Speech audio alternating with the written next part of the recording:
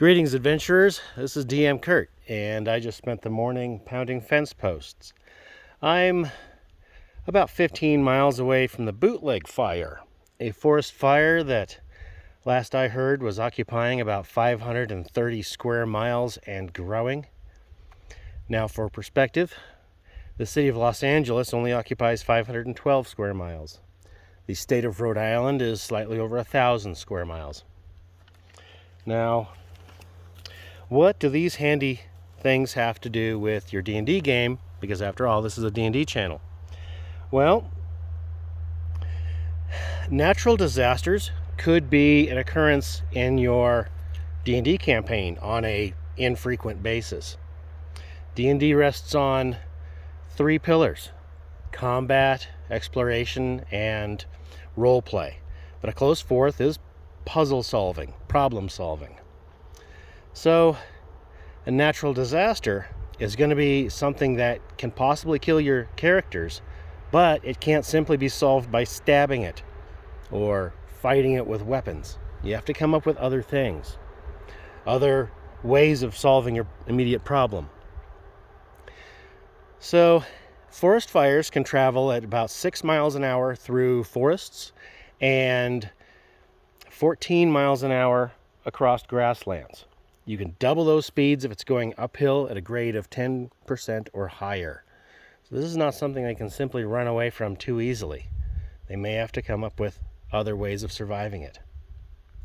Now, you may be thinking that in 5th edition, there are no rules for natural disasters like a wildfire.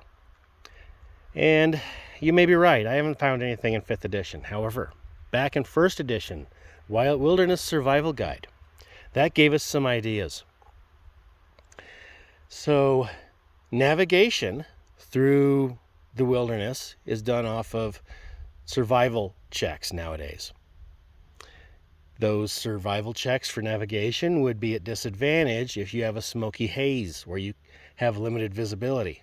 It's the same thing if you're rolling for fog or night and trying to navigate around at that point. Thicker concentrations of smoke where it starts to bother your lungs, that could be poison damage of up to, let's say, 1d4 plus 4 per round, con save for half. In fact, at the end of your exposure, however many rounds it may be, I would force a con save or suffer a level of exhaustion. As for engulfment in the actual fire itself, that same 1st edition Wilderness Survival Guide gave us a number. Engulfed in flames, you would suffer 1d6 plus 9 points of damage per round, save for half. And if you failed your saving throw, your items would each have to do an item saving throw. Now, we don't really have item saves anymore, but we do have exhaustion, which was hinted at in that 1st edition book. But now we have solid rules for exhaustion. I would say that at the end of your rounds of exposure to the fire itself, take another con save or suffer another level of exhaustion. This is something that could stack and be quite a problem overall. So that's an issue. Now, why would your characters get involved in a forest fire?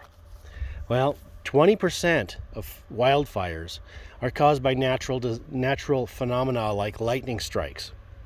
In a magical world, there could be magical phenomena that spark fires. 80% of wildfires are caused by human negligence or malice. And that's something that could happen in your game setting. Instead of humans, it might be orcs or goblins or some other kind of malevolent creatures that would cause this sort of thing. Now, we know that fire has been used as a weapon for as long as there's been such thing as fire and villages. The U.S. military used fire in warfare as late as the Vietnam War, when we had flamethrowers and napalm in our ready arsenal. Fire's been used by domestic groups as late as last year when they were lighting dumpsters on fire and pushing them up against occupied buildings. And then later, a series of wildfires spread across Oregon, Washington, and Northern California, all alongside of highways. We had people from Salinas and Spokane getting arrested for arson. We had people from a number of points in between being confronted on other people's land and driven off. But, of course, those were all coincidences, right? So speaketh the fact checkers. So, your party may have spells or magical means of dealing with wildfires or other magical disasters, natural disasters, but you're going to have to adjudicate that on a piece-by-piece basis. Generally speaking, the spells that a player, character, party can muster up are only going to be able to affect their immediate survival at the personal level. And they generally don't have access to the super powerful spells that might affect it as a whole. Best you can hope for is maybe a druid using control weather to bring a little rainfall onto it. But other than that, the party is going to have to use their wits to come up with a way to do anything more than just their own survival. If you had, say, that village that you need to protect or try to evacuate. That's just all I have for today. This is DM Kurt, out.